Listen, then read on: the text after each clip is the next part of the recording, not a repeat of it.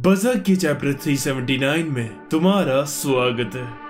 तो लगभग 2 महीने के बाद हम बज़र्क दोबारा कवर कर रहे हैं। मेहरबानी है भाई, नया चैप्टर आ गया। आई नो मैं लेट हूँ, चैप्टर वैलेंटाइन के दिन ही आ गया था, पर सही बताऊं तो मेरे दिमाग से ही निकल गया था कि नया चैप्टर आने वाला है।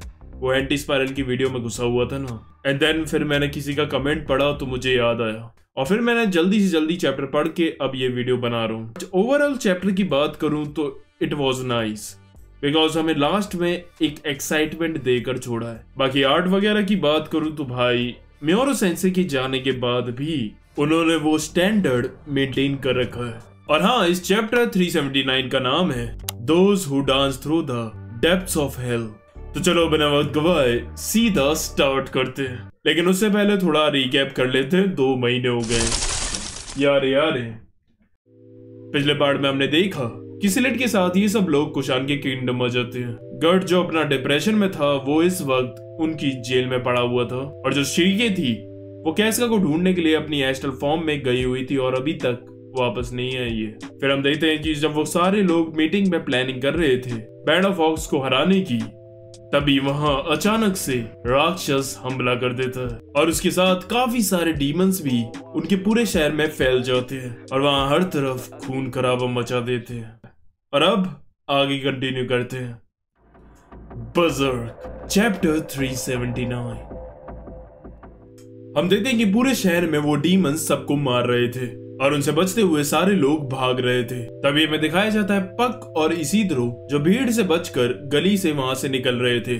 तभी वहां गली में जमीन के अंदर से डीमन निकल कर आते हैं। पक कहता है ये तो बिल्कुल ट्रोल जैसे लग रहे हैं, पर ये उनसे ज्यादा खूंखार हैं। अब वो उन पर अटैक करने के लिए आते हैं, तभी बीच में कमांडर अजान आकर उस पर हमला करता है और उसका सर कुचल देता है। पीछे उसकी पावर को देखकर इसीद्रो इम्प्रेस हो जाता है। अब वो पतली सी गली से वहां से बाहर निकलने की कोशिश कर रहे थे क्योंकि इतनी कम जगह में लड़ना बहुत मुश्किल हो रहा था उनसे, और बाहर को लोगों की भीड़ जमा थी। और इसीद्रो उनसे कहता भी है यहाँ भीड़ लगाए क्यों खड़े हो, आगे बढ़ो। और मैंने तुम्हें पहले ही बताया कि कुशान जो लोग हैं वो हमारे इंडियन से इंस्पायर्ड हैं, इसलिए कई बार पैनल्स में वो तुम्हें हिंदी भी बोलते हुए दिखे होंगे। और इस पैनल में अगर ध्यान से देखोगे तो उस औरत ने साड़ी पहन रखी है। ये देखकर अच्छा लगा कि मियोरो सेंसे ने ये सारी डिटेल्स पर अच्छे से फोकस करा, ऐसे भीड़ वाले सेक्शन को दिखाते हुए भी।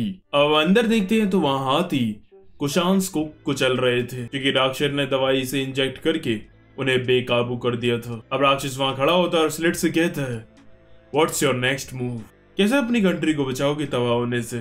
अब स्लिट की फट रही थी, अब क्या करूं। पीछे हमारे बाहर निकलने का रास्ता भी बंद हो चुका है, हम लगभग खत्म हो चुके हैं। लेकिन फिर उसे एक आइडिया आता है और वो दाइबा से कहता है अपने मैजिक से टेलीपैथी करो और मुझे पूरे कैसल नहीं पूरी सिटी से कनेक्ट करो, एक भी बंदा छूटना नहीं चाहिए।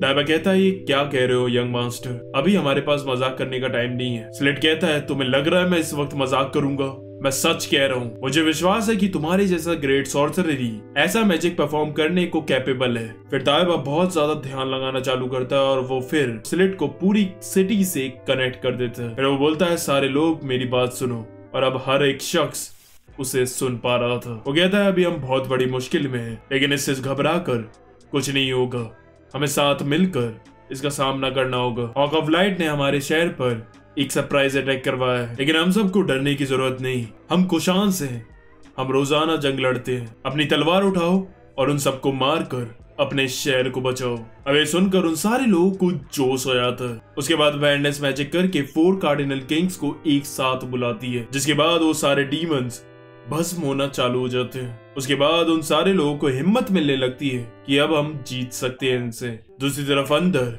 स्लिट के तपासा भी उन सारे डीमंस को आराम से चित कर रहे थे। बाहर हम देखते हैं कि वो डीमंस भस्म होने के बाद भी उसके बाद जमीन से और डीमंस निकल के आ रहे थे, और जैसे ही वो उन सोल्जर्स पर अटैक करने के लिए आते हैं तभी वहां से सर्पिको आकर अपनी मैजिक सोर्ड से उन्हें चीर देता है। अब वो सारे कुशांस भी हिम्मत दिखाकर उन सारे डीमंस को घेर कर उन्हें मार रहे थे। अंदर फिर वो डीमंस स्लिट पर हमला करने के लिए आते हैं, लेकिन वो उन्हें 1 सेकंड के अंदर चीर देता है। तभी पीछे से हाथी राक्षस को कुचलने वाला होता है, लेकिन वो उसे डॉज कर देता है और वो हैरान था कि ये साला मेरे पे हमला क्यों कर रहा है। तभी फिर दाइबा बताता है जब मैंने वो टेलीपैथी वाला मैजिक यूज किया था उसी वक्त यहाँ हाथी भी मेरे कंट्रोल में आ चुके हैं। अब तभी पीछे से स्लिट आकर राक्षस के सर में तलवार को छेड़ देता है, लेकिन वो तुरंत ही शैडो बनकर वहां से निकलने लगता है। अब स्लिट भी उसका पीछा करते हुए आ रहा था और उससे कहता है, तुम अब बचकर कहीं नहीं जा सकते राक्षस। तभी स्लिट हैरान हो जाता है क्योंकि वो समझ गया था कि वो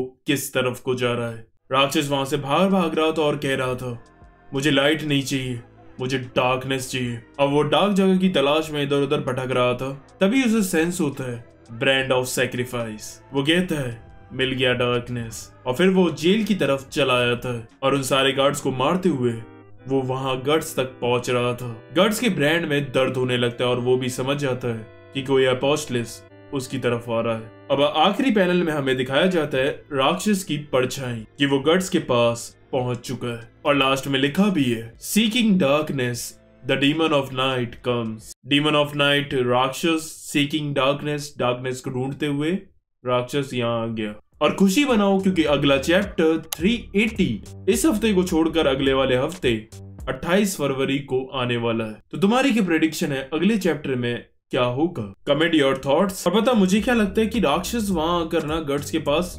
बातचीत करेगा क्योंकि वो बाकी अपोस्टलिस की तरह ग्रिफिथ से लॉयल नहीं है। हमें उसने बताया भी है कि उसे तो असलियत में ग्रिफिथ को अपने हाथों से मारना है, तो वो क्यों ही गट्स को मारेगा। और गट्स की जिस तरह से इस वक्त करंट में कंडीशन है, वो अभी डिप्रेशन से बाहर नहीं आया, तो मुझे नहीं लगता कि वो भी राक्षस से लड़ेगा। वैसे और भी कुछ हो सकता है, जैसे कि राक्षस वहां आकर उसकी पावर को अनकंट्रोल कर जाए और उसका बजरकर आर्मर फिर चढ़ जाए उस पर। शीके भी नहीं है उस पर इस वक्त तो जो उसे बचा ले, या फिर हो सकता है कि स्लिट आकर उसे रोक भी ले। और जैसा मैंने पहले प्रेडिक्ट किया कि अगर बातचीत हुई तो बहुत ही इंटरेस्टिंग कॉन्वर्जेशन होने वाली है इन दोनों के बीच और हमें कुछ ना कुछ बहुत ही तगड़ा जानने को मिलेगा। वीडियो अच्छी लगी हो तो लाइक करो, शेयर करो, सब्सक्राइब करके जल्दी 50K कराओ और कमेंट भी करना अगली मांगा कौन सी पकड़ूं। आज के लिए बस करते, आरिगातो।